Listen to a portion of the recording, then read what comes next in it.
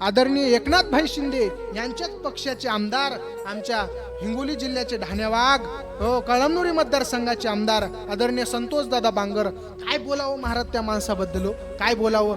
आज लहान लेकरू जर गेलं त्यांच्याकडे तर महाराज रिकाम्या हाताने ते वापस पाठवत नाही, काहीतरी मदत करणारच ते.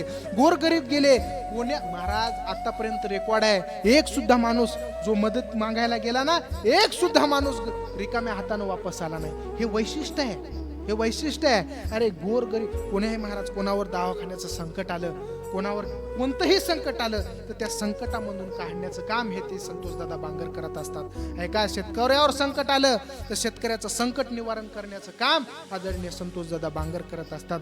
व एवढंच नाही महाराज, मी सांगेन तुम्हाला आमदार कसा असावा, आमदाराचं काम कसं असावं, आमदाराचं कर्तव्य काय असावं, हो आमदाराचं बोलणं, आमदाराचा रुबाब कसा असावा, याचं एकमेव उदाहरण म्हणजे संतोषदादा बांगर.